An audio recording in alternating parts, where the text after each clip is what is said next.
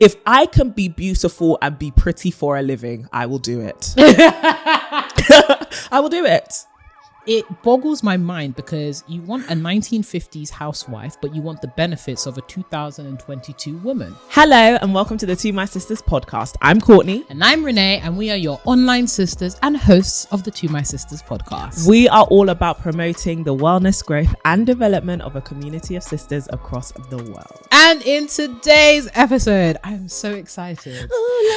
What's it about? We are going to be talking about being a housewife, Ew. women's agency, Ow. soft lifestyle, Ooh. sugar daddies, Wowee. and we're going to touch on just a little bit of the hashtag Tinder Swindler. Oh my God.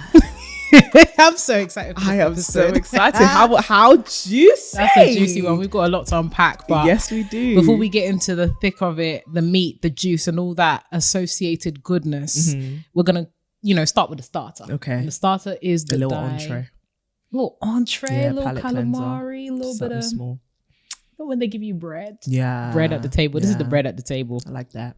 So we've got a ding, ding, ding Dilemma. Let's get into it. Let's so, go. Hey, Renee and Courtney. Hello. I've been a massive fan since the start, and I'm glad to have been part of the exponential growth of the TMS sisterhood. Oh, thank you. So, I have some kind of a dilemma. Oh, that's why you're writing to And us. that's why you here, girl. We got you. I know there have been episodes where you talk about boundaries, but how exactly do you practically go about saying or doing it? I'm going through this phase in my life where I know I am more, but can't seem to get there. I have people-pleasing tendencies, and I just don't know how to have these conversations about boundaries and what they look like. There's a lot more I want to ask, but this ain't no essay. Thank you. Thanks for your help, and keep being the amazing online big sisters that you are. Okay, so how do you set boundaries when you know you need to become more, but I guess there are people in your life. Yep, and people-pleasing tendencies. Right. Okay, so the boundaries need to be set with you. So if you're a people pleaser, yes, it's setting boundaries with other people by telling them, no, I'm sticking by what I think originally. Yep. But I think with people pleasing, a lot of it is the internal conversation you have with yourself before you say what you think you should say, what you think someone else should hear. It's more so the conflict between what this person wants to hear is not the same as what I actually want to say and how I actually feel. And I don't want to make that person uncomfortable. I am not a people pleaser. In fact, I like disrupting people's peace. But personally... Sorry, that's so funny. I like disrupting people's peace. We need to get that on the TV. Yeah, because I feel like if I'm not just going to make you feel comfortable, if it's not in synergy with what needs to happen, if that makes sense. But I understand that from that point of view, it can often be about, I'm happy to bend so that other people don't snap, right? Like I'm happy to kind of bend a bit on my point of view, my emotions, my needs. I'm happy to compromise. And often it's always one way. It's always one-sided. It's always, the onus is always on you to accommodate for somebody else's needs, their feelings. And I think it becomes dangerous because you start to feel as though your feelings might not be important and what you are striving for, what you truly feel, what you truly need is not important. So first of all, it's recognizing that becoming more, evolving as a person is important to you. Yeah. The person you want to be is important to you. But also this journey is also important. And whilst other people don't need to be as invested as you are, you need to acknowledge that this is an important thing to you. Your growth, your healing, your evolution as a person, it is important. If you give it that value for yourself, then I think it's easier to not just aspire towards it, but actually start guarding and protecting it and actually start I guess investing in it. And a form of that investment is going to be having to pipe up and tell people, no, I can't do this right now. I can't agree with you on that. I'm not happy with the way that you treated me, or this is unacceptable. Can we do it this way instead? Because that accommodates me better. Yeah. Learning to express yourself, get used to expressing yourself, even in the smallest things. Like start I guess agency, like start asserting agency in the forms of like, okay, maybe you always plan what we do. Let me start planning what we do, maybe. Or maybe you're always leading the conversations. Maybe I should start, having a bit more of play in whatever we're involved in. So I think it depends on the particular circumstance and the particular situation. But I think you need to start taking the lead. You need to start taking the lead, not only in your own life, but in your relationships with people. Instead of me co-signing or just following on for what it is you want, I'm actually going to start leading so that this can start going in the direction that I want, or even we can find a path that works for both of us. I also think it's important to then have a conversation about, like what you said, I know that I am more, I can become more. What does that more actually look like? So how are your boundaries being violated? Identify that. Like, what are my friends doing that is actually showing me that you're not respecting me the way I want to be respected? Identify that, because I think it's challenging sometimes to have a keyword like boundaries thrown around, but not really acknowledge, where do I need to put them? What does boundaries being respected look like for me? What does it being violated look like for me right now? Identify that. Where are you feeling like your boundaries have been violated? Acknowledge that. What does your boundaries being respected look like? Right? Acknowledging that, and then starting to implement that in your relationships by having conversations with people and saying, when you did XYZ, I felt like, or when I'm with you and we're talking, I feel like I can't express how I feel. And I don't want to feel like that anymore. So I would like whatever the evolution looks like in your relationship, start thinking about it, because it's easy to be like, you don't respect my boundaries. Okay, how? I'm putting up boundaries. What do they look like? Yeah. Like, actually write them down. What does it mean? Does it mean I can't call you past 9 p.m.? Does it mean that, before 9 a.m. I don't respond to texts? What does that actually mean for you to have boundaries? And how are your boundaries now in alignment with the person that you're trying to become? If you don't sit down and think about this, you're going to be, saying the buzzword boundaries. But what does that mean? Ain't got none. What does that mean to you? And boundaries are different for every single person, because it depends on the person you are, your emotions, your temperament, who you want to become if you are on like a glowing and growing journey. So take time to really sit down for yourself and think, what do my boundaries look like? Now, when it comes to the implementation, it's all about conversations with people. It's also about getting it into your head that there are going to be boundaries that need to be guarded, and you need to not force people to respect them. But if you don't respect your boundaries and you're always bringing them down so that other people can have more access to you, even though they haven't shown you that they deserve that access to you, then you need to have a serious conversation with yourself about whether you respect your own boundaries, right? So start thinking to yourself, okay, I've said that I don't want XYZ. Am I still allowing people to creep past that line in my life? And why? Is it because I feel like I'm scared to lose them? Is it because I feel as though they need more access to me? Or it could even be because they deserve more access to me, or I might feel uncomfortable that they have all this access to me. Actually sit down and get that self-awareness that says, I've seen this pattern in my life, which is as soon as someone says XYZ, I drop my boundaries. Yeah. Why do I do that? How can I change that? Read the book Boundaries as well. That's actually one of the biggest books on my reading list. I read a lot of around, and one of the anchor texts of the things that I read, or the things that I read is often that book. So I'd highly recommend that you read the book Boundaries, because I know there'll definitely be a lot of practical implementations in that. But I think it comes down to the self-awareness thing. I think it comes down to thinking, communicating with yourself, and then vocalizing those thoughts to other people as best as you can. But how about you? I love that. I agree with everything that you've said, as per usual, Miss Courtney. I definitely think in terms of like the practical implementation of boundaries, I like to think of it as writing the playbook of your life. So what does it, as you were saying, what does it actually look like to set boundaries? What does identify the key actions that are attributed, or that you would attribute to what it looks like to respect yourself? Yeah. So if you are setting a personal boundary of, I don't want to be up past a certain time in the evening, then that means the boundary is you're not going to be speaking to anybody past 10 p.m. Yeah. And I think what's also really important about implementing boundaries is actually communicating, as you said, communicating the actions and communicating when they've been violated. But I think before you communicate they've been violated, you also need to set out those boundaries to other people. Yeah. And I think sometimes as you've stated, right, when you have people pleasing tendencies, and I think everyone has some degree of, you know, people pleasing tendency. We always, it's okay. Like, it's not a bad thing to want to please people, 100%. But it's just about the extent to which you are going to please people, and if it's at the detriment of yourself, your mental health, your happiness, and of course your boundaries. So being able to set those boundaries with yourself first will make it easier for you to communicate those boundaries and then express when they're being violated, because oftentimes we can start this internal conversation of, oh, I'm setting new boundaries for myself, and then get really angry when someone's violated them, when you actually haven't communicated or done anything to show like, this is a new boundary that I'm setting.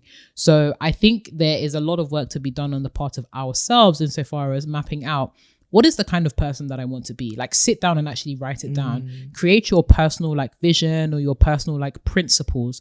What kind of woman do I want to be? Do I want to be, you know, empathetic? Do I want to be, you know, emotionally and mentally strong? Like, what are the attributes that you would equate to the woman that you want to be? And then start thinking about the actions that can tie into that particular kind of woman.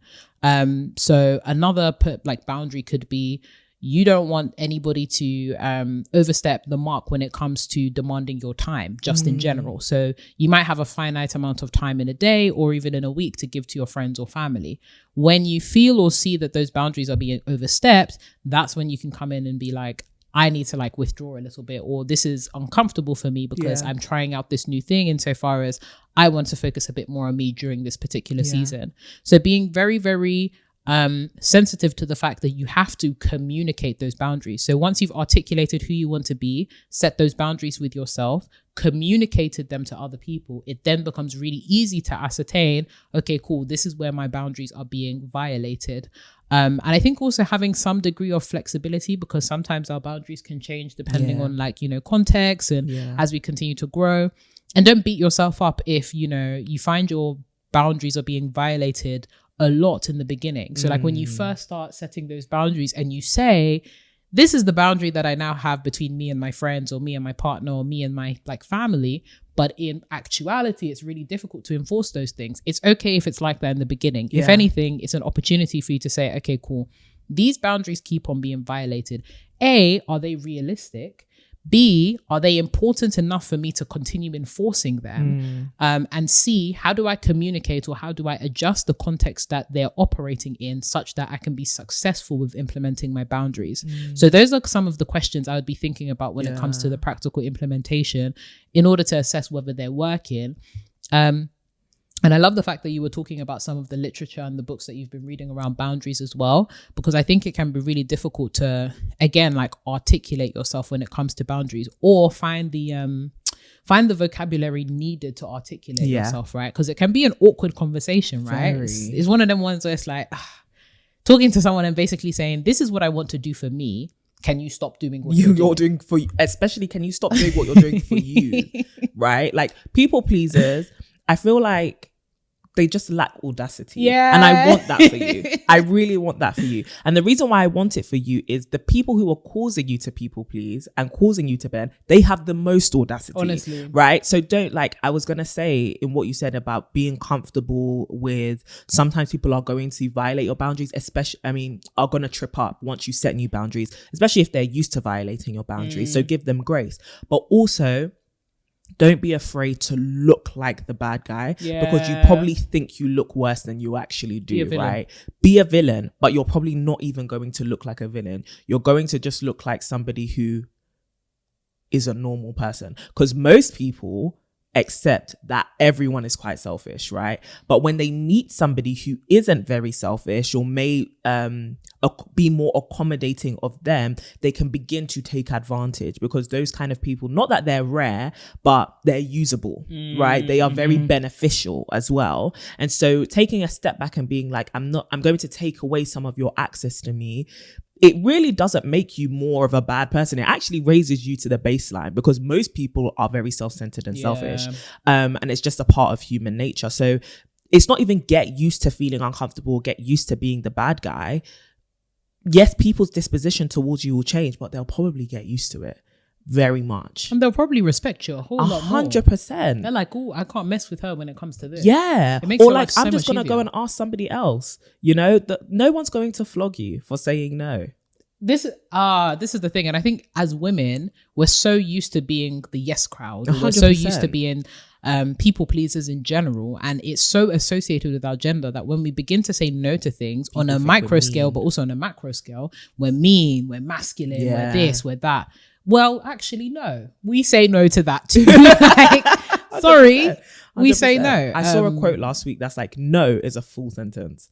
You don't have to explain. You don't like... Get used to just being like, that doesn't work for me. I don't want to. No, thank you. That's nice. Have fun. You do it. I wish you all the best. Yeah, I can even point you in the direction of somebody who can help you do it, but it's not going to be me. It shan't be me. Sorry. Can't be me. So getting comfortable with saying no and actually like really drafting out what does it look like to implement those boundaries, the questions to assess it yourself by and your success by, and then delving a bit into the literature around how to actually articulate yourself and articulate those boundaries. But sis, it's exciting. I think like drafting up boundaries for yourself is so exciting because I think it's just one of the peak ways in which we can show respect to ourselves. Yes, 100%. And you just got to embrace that this is not going to be an overnight change. Like it's going to take a bit of time for your life to start looking, like Renee said, like the woman you want to become and having those attributes. Just give yourself grace, but also embrace the process. Like give yourself a couple months to see the dynamic in relationships change and even your response to yourself and a new routine or whatever it might be. Give yourself grace because it's easy to think, damn, I keep violating my boundaries. Let me just give up. Yeah. No, you don't like it. Bruh. You don't like that alternative. So move on. We have to keep pushing on. But we hope that helps you, sis. And shout out to all the ladies who are going through that uncomfortable but necessary process of getting your boundaries in order. Every day, we hope and pray that you move closer towards the woman that you want to be, but more importantly, the woman that you deserve to be. Yes, so we just pray that you have great relationships and that people will continue to respect you and respect your boundaries. Heavy on the respect. But now, moving into these topics sound very fun. Very fun. Let's talk, especially that Tinder swindler. I've been waiting for an opportunity to crowbar that in there because recently myself and Courtney actually watched the Tinder Swindler together. And when I say heaven forgive us, right, it was a very serious something, but it was funny. Very funny. It was extremely hilarious. Very funny. But before we get into Tinder Swindler, sugar daddies, and all sorts of conspiracies, I kind of wanted to enter this conversation a little bit from the vantage point of this idea of soft living, soft lifestyle, and the kind of like movement that we're seeing by a lot of millennial Gen Z women to embracing this whole, I don't want to work. Yeah. I don't like things that are difficult. I don't want to embrace suffering. Yeah. And even in some cases, folks are kind of like, yeah, you know, I'm actually going back to being the domesticated goddess. So, Miss Courtney. Hello. What's your thoughts on this whole idea of soft lifestyle, soft living, being soft? I love it. Embracing your soft I love it. I am an ambassador for it. You could use my code SoftLife20 because I am like flagship ambassador for Soft Life. I absolutely love it. And I love this change because I think it's allowing women to embrace that womanhood doesn't have one definition. Yeah. You know, and I think for a long time, it's like, okay, if you're a woman, there's this evolution of womanhood, right? Women, domesticated goddess, housewife, stay in the home, don't really focus on education. I'm talking about like early 1900s and pre in many societies. Don't really focus on career. You don't need to do that. Pop babies, have sex with your husband, and that's it. Yeah. And then you kind of see this turn, industrial revolution, women go to work, we need you, workforce, but still it's not your primary. You still get the home, the children, can you dual burden, all that. And then it's like, oh, actually women go to school, you know, get jobs, drive cars, do all these things, help the economy. And then you see like the rise of like feminist movements being like, yes, like boss babe, you can do this, like climb to the heights of your degree. And I think it's easy with these waves to think that all women should be doing the same thing to prove their womanhood. And even if you subvert traditional expectations, it's still trying to enforce this idea that womanhood is a monolith. Like, to be a woman is to be the go-getter boss babe. So then when you're a boss babe and you're that CEO sitting at the table, and then you're like conflicted within yourself, I kind of want to do maternity leave and I kind of want to stay at home, but it's like you can do both. And to some people, it might not look like the pretty picture, you know, the CEO sitting on Zoom breastfeeding. Do you get what I mean? And it's like, embrace that, because, and this isn't necessarily soft life, but more so embracing the fact that womanhood looks different for every single woman, right? Their adult life, their whatever roles they play, whether it's being a mother, whether it's being a wife, whether it's being a life partner, a friend, or whatever, working in their career and going hard at that, you can actually apply whatever importance to these different areas of your life and truly enjoy being multifaceted, and you don't have to fit into a specific box. And that brings me on to soft life. I think with this whole like grind and hustle culture, a lot of women are being like, sorry, unsubscribe, turn off notifications. I don't want it, right? Unsubscribe. And I love that, because I think there's a lot of pressure sometimes to be like, I'm a woman and I've written 10 books and I've bought 15 houses and I'm a woman. Okay. I am woman. You get, and it's like, yes, sis, we're rooting for you. Like, we love to see that success, but it doesn't have to be for me. You know, it really doesn't have to be for me. And you've got other women who are like, actually, I do want that hustle and grind life. I do want to have the 8 figures in the bank account. I do want that for me. And I'm happy to, and I don't want the house, or maybe I do, but not the way society would want me to have it, you know? And that's also great. We're grinding for you too. We're happy for you too. But I think feminism and just women's emancipation and their freedom really is all about choosing. Empowerment really is all about choosing. So if you're choosing soft life, that's great, because you're using your agency, you're asserting your personal agency to say, this is what I want my life to look like.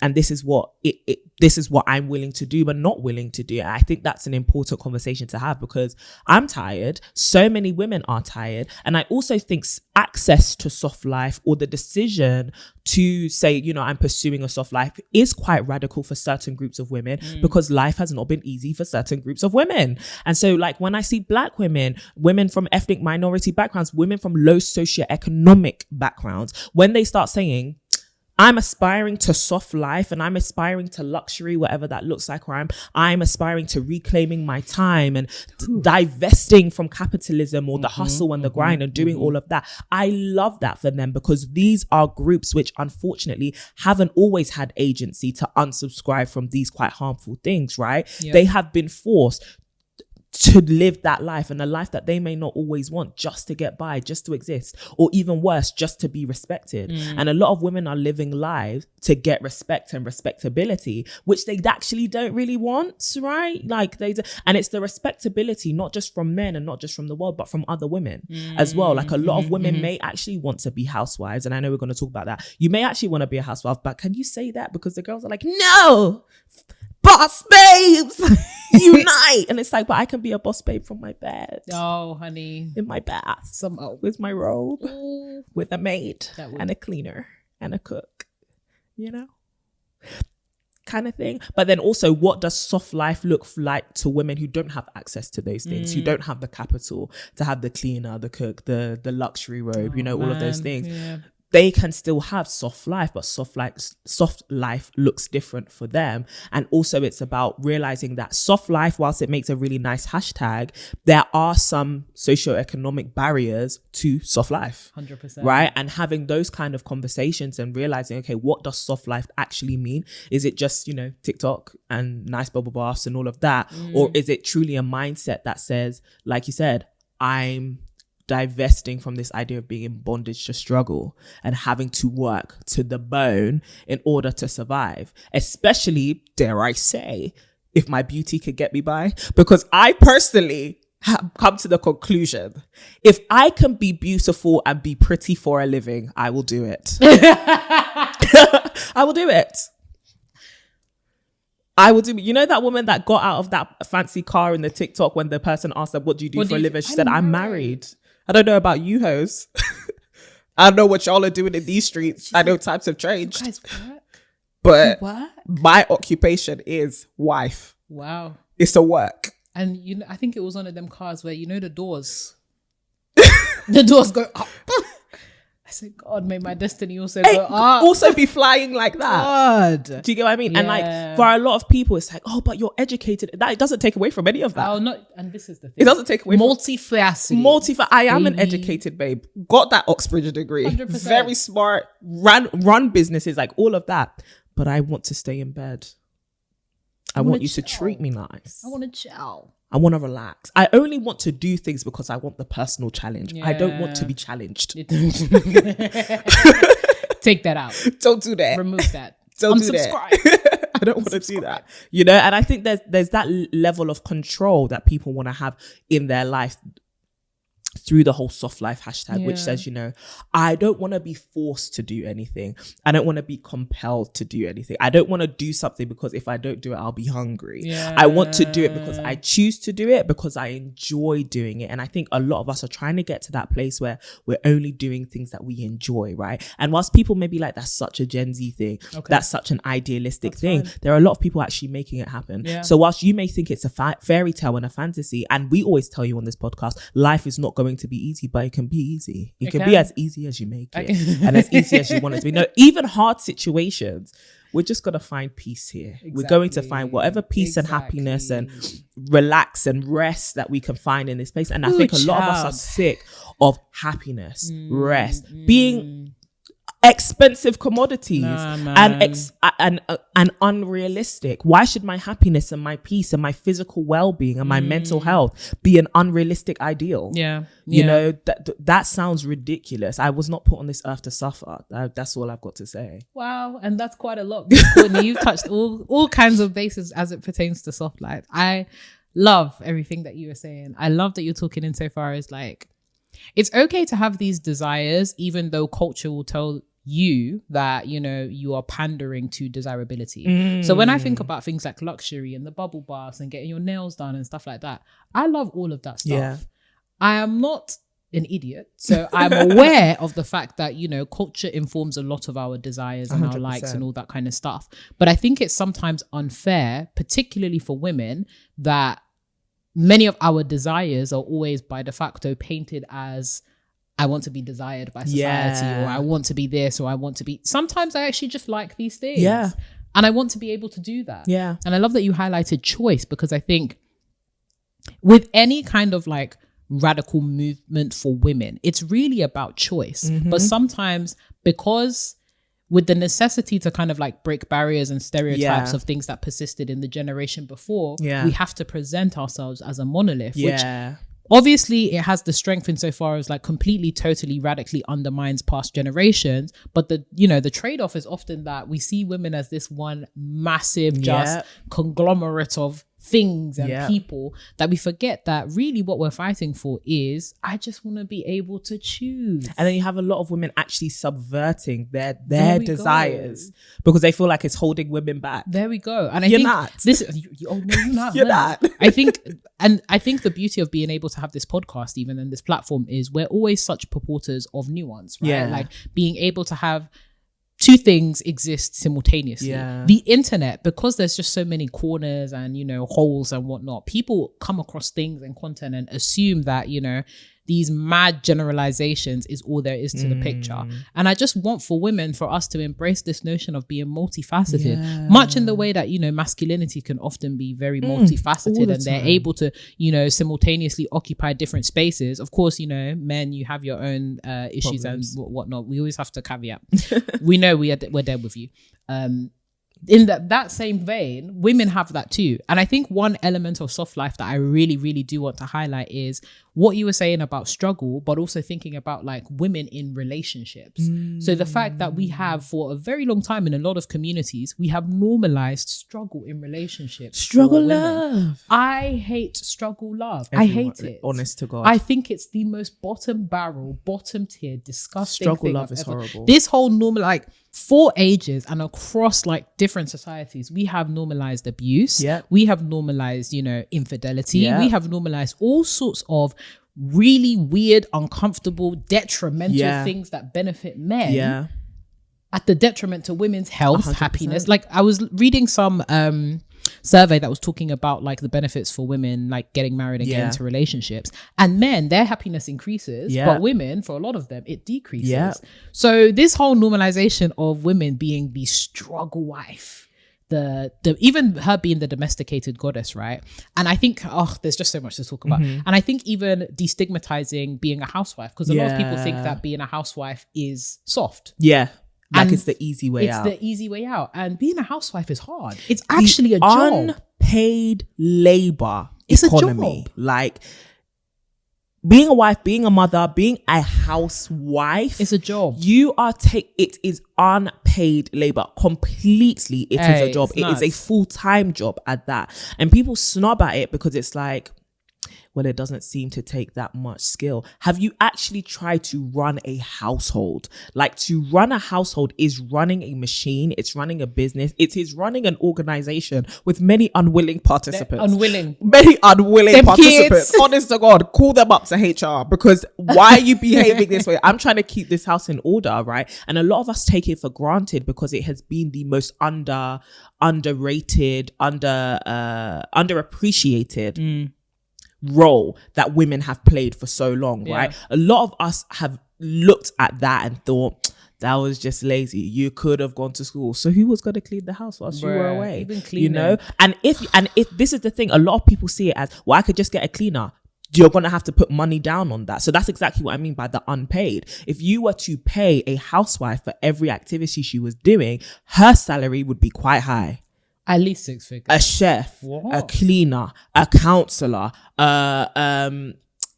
girl, if they paid us for the sex, I was about to say, they paid us for the sex, I was literally about to say, and then you expect me to be doing tricks? You expect me to be doing backflips in the That's bed? extra. That's gonna cost you. Sorry. Escorts. They get a high one too. Boy, a high one too. Because you expect me to be wearing all this lingerie and then hear out your problems. You expect me to be keeping my body tight and right after I've popped out and like then you've got school run, grocery shop. Stop it now. Think about all the apps that you subscribe to who do this for you. Your TaskRabbit, your Deliveroo, your Uber Eats, all these things that you subscribe to help you do the task that you are going to end up getting for free because of the housewife or the mother or the wife in the home. And what like absolutely kills me is the men who expect this, nay, even demand this. Nay. Au contraire. Demand this.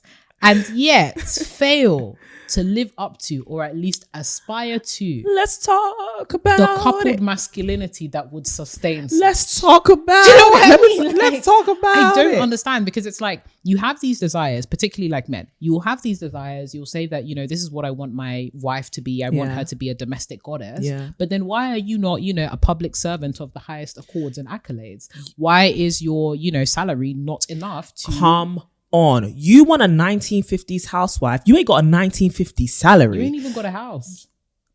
And the thing is, like, you ain't got a house for me to clean. This is my house. It boggles my mind, because you want a 1950s housewife, but you want the benefits of a 2022 woman who is working, who is educated, who is doing all of these things that you do. But then when it gets to we're inside the home, I'm now your servant. And I need to, do you know what I mean? Yeah. I need to, bend to your will. I need to, your every beck and call. We both work 9 to 5s now, because Lord knows the economy is, it's not right. It's not tight. And you expect me to do all of these things whilst you're not living up to your side of the deal. I don't get it. Yeah. So why are we normalizing these underhand deals? Yeah. We are getting the short end of the straw. Especially thinking that it's realistic. It is completely unrealistic. It will not work. I can guarantee. And all that, well, my mother did it and your mother cried. Like this is the problem. If you also want to call on these case studies, well, my mother did it. Was your mother happy?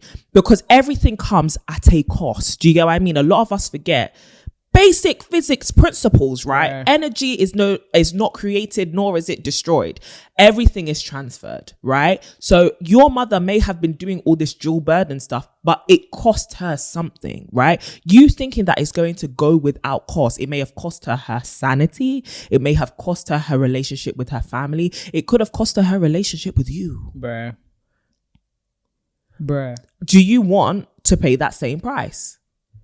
That's the question you need to, because it's going to cost something. This idea that you could actually have it all without cost, without sacrifice. Because the man then be out here saying, it's not like the 1950s anymore. My grandma and grandpa have been together for 1950s money. And when I say 1950s money, you guys read, so and so was earning 50,000 in 1950. 50,000, convert that to 2022 with inflation. That's talking about what, maybe $500,000, 300K, and you sit here talking about you make 38,000 gross. Gross. Gross. That don't even include what you give HMRC. Because we ain't out here trying to salary shame or nothing like that, or money shame. If anything, we're trying to highlight the discrepancies in a lot of the narratives that we tell ourselves when it comes to soft living, but particularly not even soft living, rather struggle living that we have normalized as like, this is the role of the man and this is the role of the woman. Unrealistic living. And to call out all the fellas out here, especially on the internet, that will be telling us women need to do this, women need to do that, without holding men to the same standard, or at least the coupled standard that is necessary for these things to remain afloat. Why there's just so much disproportionate flames for the modern woman, whoever she is, whatever. And this is the thing, right? Whatever conception of woman we come up with, somebody's always going to have something to say about it. 100%. Because now when you say, I want to do soft lifestyle, folks will be out here saying that, she's a gold digger. 100%. She don't want to work or nothing. She 100%. don't want to earn her keep. But you was just out here talking about you wanted me to be a domesticated queen. And now that I'm saying I want to be a domesticated keep, it's a problem. You mad? It's a problem. It's always the guys that don't have gold to dig for that are talking about gold diggers. Firstly, show me the mine. It's gold plated. You show me the mine. Where am I meant to be doing the digging? It's gold plated. Do you ever, when you go to like Primark and like you buy jewelry from Primark and then like it turns green within 2 weeks? Your gold is rust. This isn't a problem for you. This is not a problem for you. The things you speak of abstract. This is not a problem for you. Okay. Number 2, being a gold digger. How do I say this? In a politically correct fashion. How do I say this? What does it truly mean? Right? In the sense that if you're calling a woman a gold digger because she's with you just for your money. Yeah. Okay. But then how did you get there? Did you allure her with your money?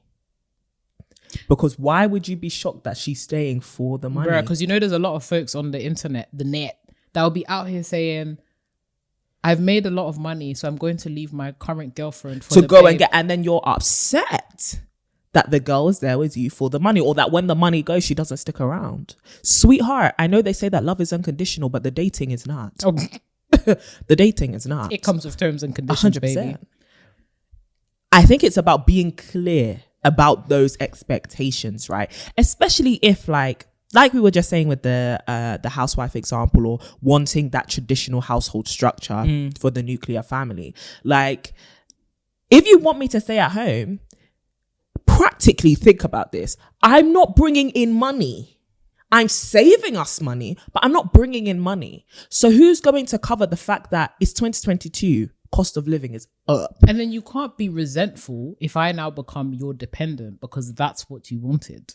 If that's what you desire. People need to sit down and think about these practically. Common mathematics. And because we've attached so much meaning to these personal choices that people make, we become so mad at people's personal choices. Absolutely not. If we're in a mutual understanding that I don't go to work, you bring home the bacon, babe.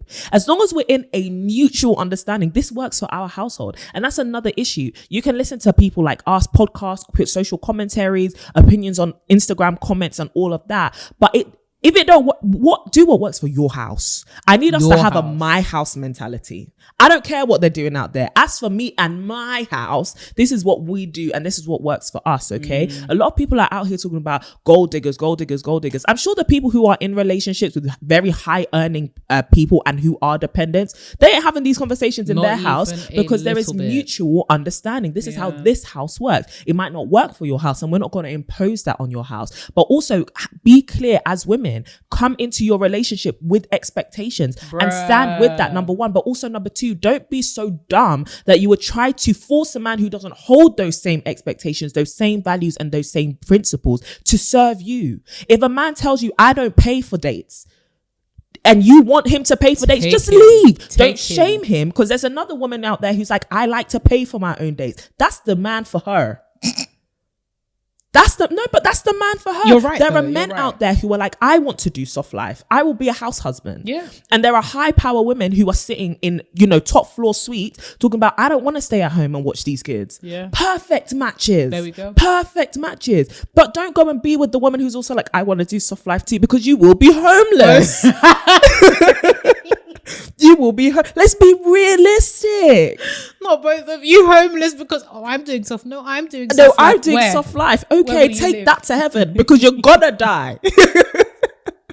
Where's the home that you're gonna do? Do you get what? Or those are people who both have trust funds and they both have money behind them and they don't have to lift the finger. Compatibility. Listen, people want to do struggle love so much. I hate it. No, Courtney, I actually hate it from the depths struggle of myself. Like struggle love for women. And this whole idea, especially in the modern day, that we have to put each other through rings and hoops and to prove yourself, and like even the whole, what do you call it? The 9-year talking stage complex that a lot of people have. Who's talking stage for 9 years? You would be surprised. You would be surprised. This whole idea of, particularly when it comes to modern dating, like you got to be in the talking stage for like 3 years or like a year or 2 years. What do I need to find out? What will we be chatting about for that we're talking for that long? Why are you running away from commitment this far? But that's the thing. Most people be doing, we're not committed, but really you are. You're doing everything a girlfriend would. You're doing everything a wife would. Talking about, we ain't committed though. I hope you're seeing other people. And that's where ladies, leave struggle love alone. You've got options. You know what? I really want more for us. I really want more for us.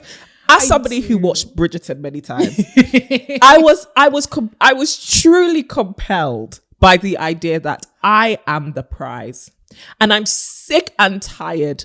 You can come for me if you want to. I don't give a damn. I pay my own bills. This idea that men are the prize. Okay, we're both prizes. I need you to have class. You know that TikTok where it was stand up, stand up. That's what I want for her. Stand up. I need you to have class. I need you to get up and arise in the truth that you are beautiful. You are a masterpiece. Hallelujah. Especially if you're doing this glow and grow day. Anyway, we say gorgeous, gorgeous girls listen to the TMS podcast. And it's not even just he's not the prize, but also you are the prize. Don't come here talking about I've got to jump through hoops to prove to a man that he should want me. My Bible does not tell me so. I have to be ready to flash my credit card at the end. Do you get what I mean? Oh my God. Or like other stuff, like I got to prove to him before, he commits to me that I can do everything that he needs me to do. Beloved. You ain't got to prove nothing to nobody. If they cannot acknowledge your value, if they can't acknowledge that, and this is not to say don't try to impress people, don't try to put your best foot forward, but obviously use a critical mindset as you listen to us. And I don't know why we always, because some people find this podcast they come with their first they go and read a book, but like I don't know, just think critically. This is not saying don't put your best foot forward or that you don't have to show somebody what it is that they are committing to. What this is actually saying is I am not a show dog. I don't need to jump through hoops for you to give me a badge at the end of this. I am a human being. I have intrinsic value. And you're trying to journey with me in life. Like when I even think of that context of like us doing things that, a wifey would do, I try to think of the equivalent for men. When do men audition? When are you going to dance through hoops for me? When are you going to audition? Because we often think of uncle. Demonstrate that you can be a husband, but when have you seen men demonstrate that you can be a wife, but when have you seen men demonstrate that they can be a husband? And especially be pressed to demonstrate that they can be a husband. Women will be out here cooking, cleaning, Men, just to part with your £10 to buy me coffee. Just to get one compliment, especially in this UK. Some of you people, you're stingy with your compliments. Stingy. And unfortunately, that behavior will persist because people reward that behavior. People allow that to be the hoop, allow themselves to jump through those hoops. I will never let a man put me on edge. Brothers, arise. Listen, we've done the To My Brothers. You know, we might have to do some more like things for and with the brothers because we need like a new standard of like masculinity. 100%. But that's for you guys to have a conversation about. But I'm so sick and tired of this whole I'm auditioning to be somebody's wife. I got to prove that I'm somebody's wife. Men think that by virtue, a lot of men rather think that by virtue of being a man, they are a husband. Beloved. You are not. You just have a penis. That's fine. But it don't mean you can have me, right? It doesn't mean you can have me. And I want better for my sisters. I really do. Because I feel like, and I'm going to throw this word out. It's going to be controversial, but I think you need to know who is worthy of going on this journey with you, right? And that comes with, it is quite loaded, right? But it's not about high value, low value, blah, blah, blah, blah. Not at all. It's compatibility. What I see for my life, what do you see for your life? Can we journey? Can we actually help each other? Do we like each other? Because a lot of us just want to be wifed up. We don't even like the man. I don't like you. Every time you breathe, I gag. Stop. You make me sick. I stand over you when you're sleeping like this. Have you seen that meme of that lady? Slap the man. Yeah. She's just standing over her husband. She slaps him. He's like, oh my God. He's like, oh my God, babe. But it's me that's terrorizing you. Do you get what I mean? Or you're terrorizing me, right? And I think a lot of us have unfortunately seen marriages where people have been unhappy in their relationship or unable to communicate. So many of us are doing, is he a baller? Is he a baller? Or is she pretty? Is she a good communicator?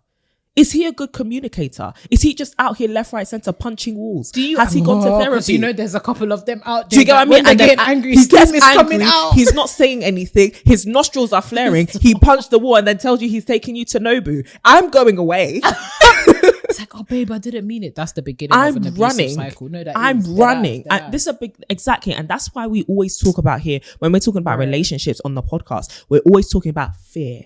Get rid of fear from your life. Get rid of the insecurities. Start investing in other communities. Because you know why a lot of us are also in struggle love? We don't have anyone else. Yes. We think that the only relationship we have to make us feel like we are valuable, to make us feel like we are beautiful, that affirms us, that helps us, is our other romantic partner, right? No, if you've got sisters, you've got friends, if you've repaired the relationship with your family, or if you found new relationships which actually serve you and help you to stand up, you're standing on the shoulders of other people. You don't take anybody else's BS. You stand there and you allow yourself to realize, I've been treated well. Other people have shown me love. I know what love looks like. Love is not only coming from this one person. Bruh. A lot of us are going to our boyfriends, our partners, looking for husbands because we think that's the only place we can get love. Every time I pray, I feel love. Every time I talk to Renee, I feel love. Every time I call my dad, I feel love. Every time I call my mom, I feel love. Every time I talk to my siblings, I feel love. When I talk to my friends, I feel love. So when you come to me on your BS talking about I'm a man, you should do X, I can recognize this is not love. BS. And I'm not going to be here jumping through hoops for a counterfeit when I've got the authentic in the other communities I've invested myself 100%. In, right? You've got to match up now. I've set a new standard. That standard in my life is maintained by my sisters. It's maintained by my brothers. It's maintained by the people in my life who hold me accountable. So you can't come chirping in here just trying to do all macho. I'm a man. I know other men. They ain't like you. They better. Honey. But a lot of us get swindled because we have no one else. You're in isolation. You're by yourself. And you're just desiring, I want a relationship because that's what will make me feel loved. That will be the only presence of love in my life. Then you have nothing to compare that love to. No reference point. Wow. That's how you get swindled, babe. What an excellent segue. When you said swindled, I said, oh, hallelujah. Yes. We're in the spirit. Together as telepathy. We're working, we're flowing. We're flowing. Synergy. You know them coaches, we're flowing. We're flowing. Oh, all those buzzwords. We're flowing. The synergy is at the apex of the atrium. Flow with me, sisters. Flow with me. Flow. Let the energies. Okay, I want you guys to feel. Do you feel that current? It's like electricity going There's through a wave your body. going through this room. Oh my God. I am screaming. Anywho, I think that's an excellent segue into talking about perhaps the more negative or the trade-offs in investing in the soft lifestyle and the potential for being swindled. By counterfeits. Also broadening out the conversation to talk about sugar daddies. As well as counterfeit sugar daddies, aka can I say his name? Or will please, lawsuit? I don't want enemies to come after me. Sisters, if you could send 100k, we'll send the PayPal link. 100k GBP. I know some of you, your other currencies. The other currencies. Don't underestimate our enemies. They're British. They're British. And you know the British enemies, they've even shown you from empires past. They're serious. From back in the day. But I wanted to come and talk a little bit about, the more negative aspects of women that are aspiring to that soft lifestyle and how it can open women up to vulnerability, right? So I loved how you kind of came with the angle of when you don't have reference points or your reference points are mostly flat, 2D from social media, how quickly you can fall prey to predators. I wanted to talk a bit about kind of like your thoughts on, the sugar daddy epidemic, as well as pairing that with the fraudster epidemic. So a little bit about, your thoughts on how our resident Tinder swindler was able to swindle babes. And what does that mean for the rest of us women who are navigating this precarious dating market? Oh my. Okay. Ooh. One, sugar daddies. Personally, I don't think sugar daddies are against God. I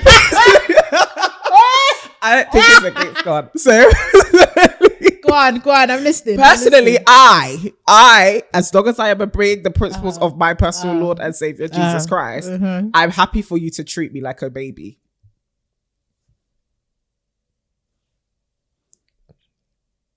And there you have it, ladies and gentlemen. Thank you for tuning into this episode. If you are a sugar daddy, you can send in your application below. It will have to come through me because I need to do my CRA checks, accountability reference checks and all of that. But all jokes aside though, I feel like if you're in a relationship where the dynamics are understood and you feel as though you're not being violated, again, it's what works for me in my house. Yeah. Do you get what I mean? Yeah. But also, I get why a lot of people are arising to the whole, like, it's not, we act like it's new because we've got this new term for it, right? But it's a tale as old as time. Yeah. Having men, in the heteronormative terms, having a man who is rich, appreciate you for whatever, it could be your company, your beauty, your back, whatever it is, and being like, I want to sponsor your entire lifestyle because I appreciate that and I want that in my life. Sometimes I think that the man them that are like, you're a gold digger, we hate you because you're a gold digger. I'm just like, but you're not in the conversation without the gold. Oh, but then also men often don't talk about the benefits or the reason why they get with women, because you're acting like these gold diggers are so superficial, but then why is your type the same? Yes. Why do you have preferences? Yes, lot of men have trophy wives, right? And while she may not be throwing money on her and paying for yachts and stuff like that, you take her to the networking events because she garners a type of attention. She is a social symbol to you, right? Let's get real about that, because a lot of men problematize when women have preferences, especially when those preferences are attached to material, but they will heavily protect their right to have aesthetic preferences and sexual preferences. I want her to be this size. I want her to be this height. And you guys have guarded that since the beginning of time, and we will let you have that. Do you know what I mean? So let us have this. Marilyn Monroe so rightly said, a man's money is like a woman's looks. It may not be the entire thing, but it helps. It really does help. So let's keep it real. A lot of men work there. A lot of men are part of the reason, even if it's a small reason, why you do work your butt off is because of the social status, is because it is a class symbol, and also so that you can prove yourself to be a provider. Let's just be honest. Do you know what I mean? So as much as we want to subvert these cultural norms and, oh my God, dismantle the patriarchy, some of it needs to stay up. Some of it needs to stay up. Keep that one. Knock that. Knock the walls, but some of the pillars gotta stay up. Keep that up. But I say all that to say, like, I know sometimes in a radical decision to be empowering and all of that we want to, like you said, completely flip all of these expectations that we have for people and ourselves. And I completely understand it and I completely agree with it. But I do think it comes down to, but what do you want for you? Because a lot of us are happy to take the perks, but as soon as it then starts just requiring us to do some work, we want to be like, no, you can't have your perks. I'll keep my perks though, right? Yeah. I will want you to be this side, this height. You have a preference. Even if it's not even something you've vocalized and you said, if it's something that you even find within yourself, biologically, mentally, whatever it is, psychologically, that I am naturally attracted to these kinds of people, right? That's fine. I too am naturally attracted to people with money. Sorry. Do you know how funny that is? Am I making sense? Yeah, no, I hear That's it. my natural. I find myself more inclined. Yeah, I hear it. To finding them attractive. I hear it. I think it's the whole what's the word? Mismatch in societal expectations for men versus women. Yeah. As you said, they've closely guarded their preferences for a very, very long time. And a lot of women's worth in so many cultures is around aesthetics. Yeah. How pretty can you look? How your upkeep whilst, being the domestic goddess. How pretty can you look? Yeah. Looks are currency for women. Mm-hmm. For men, your currency is currency. There's no plain and simple. You know what I mean? Like money, being very real with you, money can make for a lot of women men look attractive. Yeah. For me, I think there's a zone.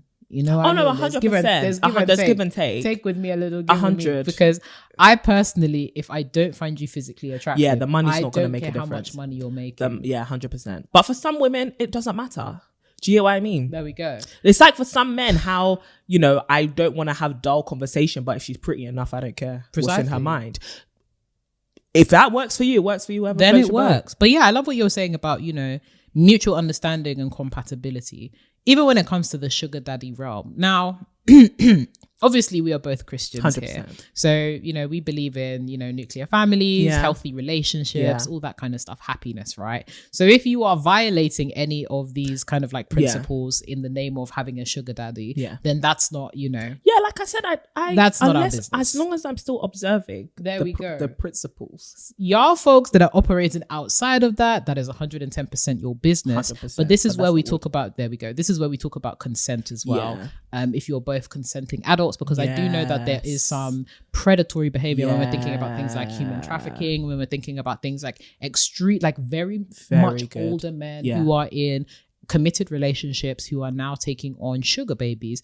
Who are actual babies. Do you know what I mean? How about you focus on providing for your kids and actually, being a husband to the wife that you do have? Ooh, because even that, right? We'll say that this is soft life, but really that's also another symptom of struggle life, at least on the part of the wife who is there with the man who is, endorsing all of these sugar babies apart from her. Right. So again, this normalization of infidelity, this normalization of men, like the infantilization of men, like they can't keep it in their pants. They can't uphold any kind of shred of decorum in a relationship. It's part of the ups and downs of marriage. Where, we've been through so much.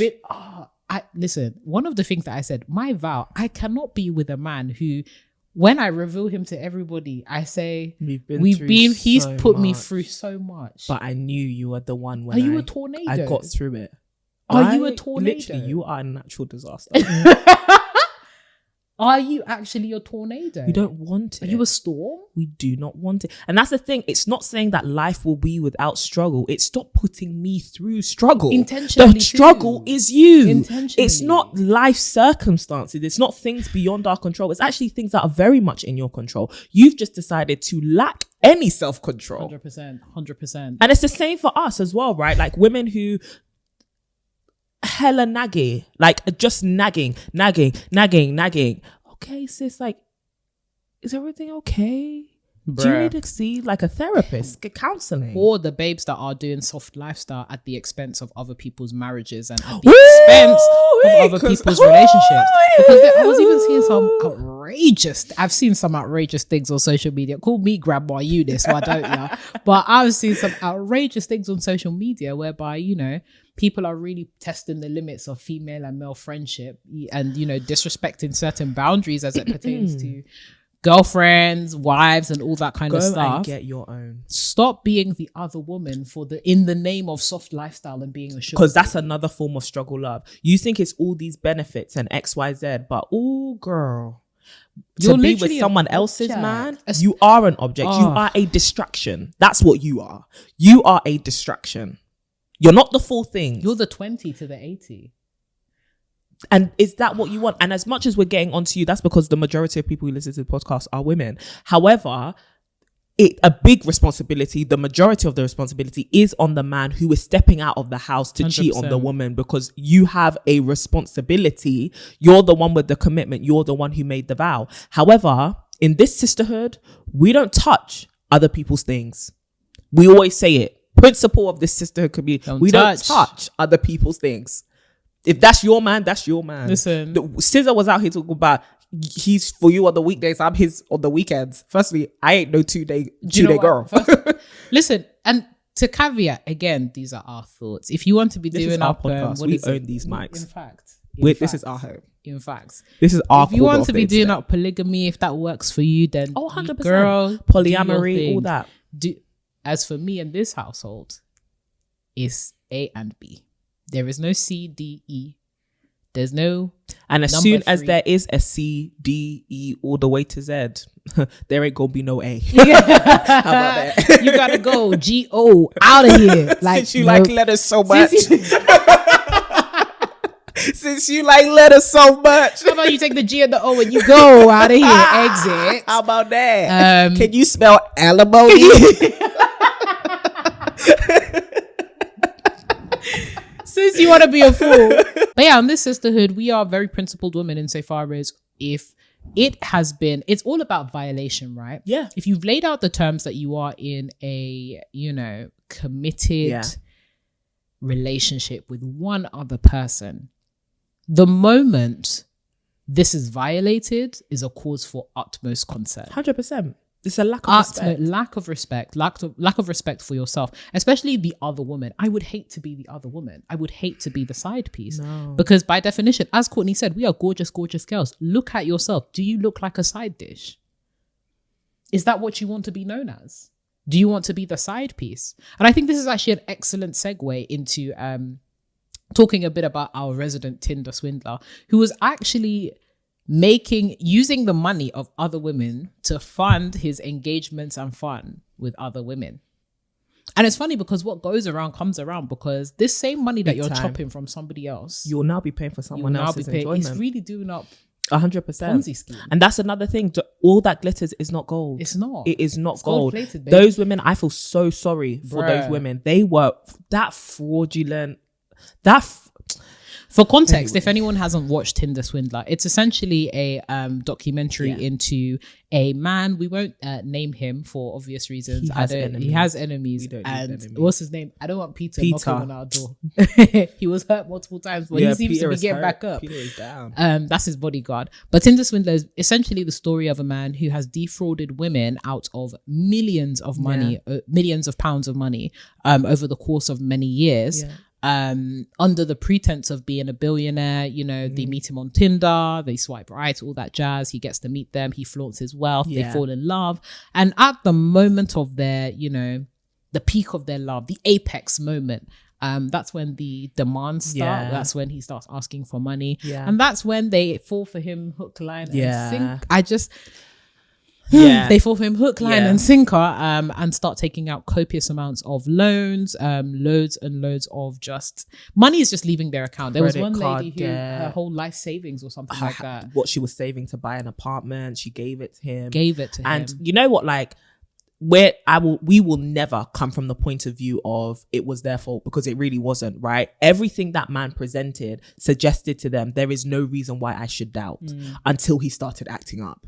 Do you get what I mean? And so whilst, personally, if you are a billionaire son, why are you asking me for money? And this is this. Why are you asking me for money? Even if it was a case of you've asked me for 1K, I've given you a K.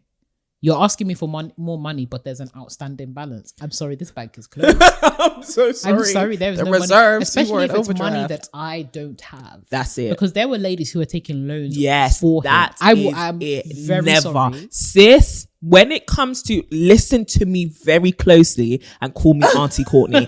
When it comes to things that will affect your credit history, don't ever put that on anybody else. No. Do not ever let anyone do anything to you or tell you to do something that will affect your credit history specifically, because that is your track record. That is your passport through the financial world. Okay, if you ever need a loan, a mortgage, a credit card, if you even want to buy furniture in installments, you need a good credit history. As soon as they don't care who spent that money, they don't care that you were defrauded. You look like an unreliable person. And if we're talking about financial education and financial empowerment, do not let anybody put a red stain on that credit history. And here's the thing. Here's the thing. They've done their investigations. Hell, this man went to prison for a short period of time, albeit. Guess who's still paying back loans to this day? The ladies. And he didn't go to jail because he spent their money. Precisely. At all. He went to jail because he faked his identities many times. Yeah. But you freely gave over the money. You freely pay it back. And it gonna cost you. Ain't free. Get this understanding. My approach to lending money to anybody, can I actually give this money away? It's not, if this person doesn't pay me back, even if it's the person that I love, can I afford to not have this money anymore? If I can't give it to you. And what's their track record? Exactly. Bearing in mind, they had only known this man for like a month or 2 or 3. You're now asking me for 10K. We could be dating for like 4 years. If you come to me and knock on my door and ask for 10K, I'll be like, baby. Especially when your dad is a billionaire. Doesn't he have friends? Go and talk to your father. Surely he has friends. Go and talk to your billionaire. Go and talk to your dad. Why are you talking to me? Stop it. I'm sorry. And if you're well, that's a test of how much you love him. I'm sorry, then I failed. Give me and an also, I think a really important lesson is for the ladies who are a little bit more materially inclined and who are bamboozled by, all of these, the presentation of wealth. Yeah. This is why we talk about character development so much, because yes, it's nice to have all of these pretty things and material things and all that kind of jazz. But if your character does not match up, then you will be easily swindled 100%. By all of these ostentatious displays of wealth. This is exactly what I was thinking in my head, like love bombing. A lot of us will be saying here, that could never be me, that could never be me. But as soon as a man is like, let me do all these things and shower you with all these things, we just want to freely take it. That's great. Soft life, I want to be treated, adore me, dior me. I get it. But is all of this to distract me from the fact that behind the wall, there's a whole bunch of mess. And not even just there's a whole bunch of mess. There's a whole bunch of stuff I actually can't account for, right? That actually matters. If you're not going to peek behind the curtain just because the curtain looks pretty, a lot of us aren't even going to find mess. We're just going to find a whole bunch of empty because this man has no history. He has no money, but also he has no history. And you got to be careful of a person who has no history, who has just come out of nowhere. Fam, do you know what it's like? Have you ever seen a Trojan horse? It's basically like that. A lot of these like love bombs and things that people do is to get you to lower your boundaries or violate your boundaries. So that once they're over the gate and the horse opens, damn, there's an army ready to take 100%, you down. And then how do you get all of those things out? How do you? Because thinking about like all of the things that, the ladies permitted because of his displays of money, be careful that materialism does not cause you to violate your own boundaries. Do not, like, as Courtney said, don't let it distract you. Stay focused on the task at hand. You need to stay sharp. You need to stay alert. Sis, open your eyes. You know what? One of the things that makes me nervous sometimes, and I'm starting to like get over it, but there is, and we do need to have a like separate conversation about this, but the male entitlement to things from women as a result of them having material goods or display. Or like with paying for things, like they have the capital, they've given you all of these gifts. There are some men who are very, very predatory. And they use this. It's not, they'll say it at the moment, oh, it's a gift. And this is not for you sisters to be conspiracy theorists or to have your guard up all the time. But there's a lot of men out there who feel entitled to women's bodies, women's times, women's things in general as a result of, showering them with gifts, showering them with material goods. So be careful, because whilst you didn't pay for it now, you might be paying for it later in a different way. So 100%. Just be careful. Everything has a cost. Yeah. It's just whether you're paying up front or in installments. Oh, girl. Everything has cost. Because you gonna get the invoice regardless. Baby, sometimes they add interest. Sometimes they even exactly, have interest. Late payment. Be very clear with yourself at the very least what you are exchanging for what's happening. Yeah. Because that's how you start to get bent, right? You haven't actually laid out your own boundaries. Just because you bought me dinner, don't mean I'm going to sleep with you. There we go. Even things as small as that, be careful. This is why men and intentionality, when we're speaking to men, we're having this conversation with you too. Yeah. When we talk about state your intentions, it's important because there are predators out there. And some of them don't even know that they're being predatory. They have been taught or it's been normalized that they should be entitled to women's bodies, women's times, women's things when they are not. So don't come here with that entitlement. Yeah. And this, you know what? There are some men who go to the trouble of amassing all of these things and all of these wealth so they can abuse the power that it brings for them. They can abuse women. They can abuse literally every claim they have to women as a result of having all of this like we think of power. All of the really high profile cases of like sexual assault, or when we think of the high profile cases of fraud, it's always by men in very, very high positions of power. 100%. Because power corrupts. Absolutely. And it corrupts men very, very badly. Yeah. And this is, of course, we're not waging war on, the other gender, you know what I'm saying? Like all of these things have nuance. But to the sisters, we get it. You like stability, you like money, you like material things, you like being gifted, but stay alert, be sharp, open your eyes. Shine your eyes. Open your ears. Because we say, it could never be me, but it could be you in a different context. How many of us have been swindled by men? Oh, you've been swindled by some kind of man. I will never forget when a man tried to get me to buy him £5 of credit. That's what I said firstly. Stop it. I know who God says I am. How many of us I'm not going to do it. We may not have been defrauded of our money, but we may have been defrauded of our time, our value, our efforts. Yeah. You may have been out here being a uni wife cooking. I was literally about to say, how many of you have written CVs for men who truly didn't love you? You may have bought his plane tickets to come and see you. You may have done all sorts of really ridiculous things, all in the name of proving yourself to a man who is abusing his power or access to you. And the issue isn't that you did these things. If you're going to help him, write the CV, cook for him, all of that. Right. It's, does that violate your boundary? Because a lot of us, a violation of boundaries does not abruptly look violent, right? Oftentimes, we think someone's violated my boundaries. I'm immediately going to feel a sense of violation. I'm immediately going to feel a sense of fear. I'm immediately going to feel a sense of I have been used or I am uncomfortable. Actually, a lot of people aren't breaking our boundaries. They are bending them. And a lot of us are bending with them. Peeking over. Be careful. They're peeking over, right? It's a slow climb. People are bending. And it takes a while before we realize, crack, I've been snapped. Do you get what I mean? Or I have been distorted out of shape. Yeah. The mindset that I initially came into this relationship with, the confidence that I had initially come into this relationship with has been distorted or in fact destroyed and damaged. But I didn't notice it happening because it happened over time. A lot of us are looking for these immediate red flags. No, sometimes it's just crumbs. Wow. Sometimes it's just crumbs. Sometimes it's even just drops of paint. Wow. You ain't seen no red nothing. It's just drops of paint. Wow. On the floor. Red here, red there, red there. But you're not good. taking notice because it's just not enough. But it's building, it's teaching you, like you said, become more vulnerable in a way that makes you uncomfortable. So when we're giving these examples of these things, it's not the things specifically. It's about, are these things that you would actually want to do?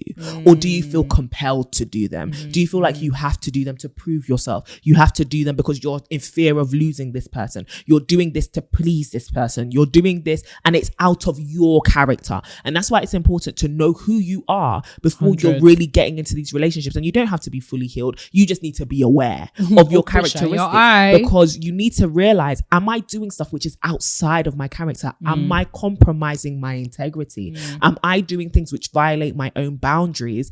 Just because this person has come into my life and they've shown me all these nice things. And whilst the story might be believable and whilst the things might be nice, am I staying true to who I actually am? Or am I being bent? For sure.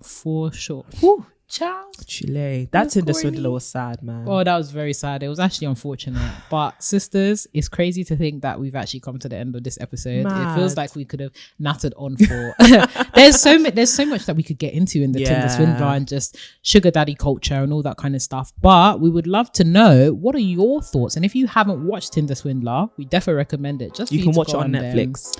Check it out. Let us know what you think. And for the sisters that have watched it or have been swindled by a man in any capacity, let us know. What was the experience like? What were the red flags? Or rather, what were the drops of paint that accumulated over time to build a picture? You could do that by dropping us a comment here on YouTube. If you are watching on YouTube, hello, hi.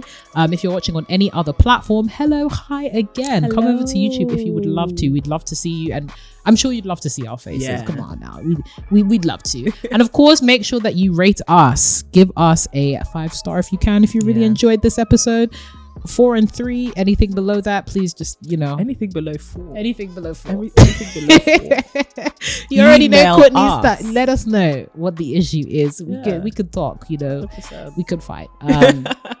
But yeah, of course, come and say hello to us over on social media. So on Instagram, that is at To My Sisterhood. And please come and say hi to the lovely lady on my left at CB Boateng. And of course, come and say hi to me at Renee Kapuku. Yes, sisters, we do hope that you enjoyed this episode. We cannot wait to see you next week. As always, plug into the sisterhood. We have so many things happening all the time, from challenges to giveaways to Tanzania trip to all of these different things, that we want you to receive all the updates and also the articles and the resources that we share with you, from book recommendations to articles that we are reading. So sign up to the mailing list on our website, tomysisters.com, and you can also read the To My Sisters blog on our website. You can also come and talk to us on Twitter and start a conversation at To My Sisterhood, or use the hashtag To My Sisters.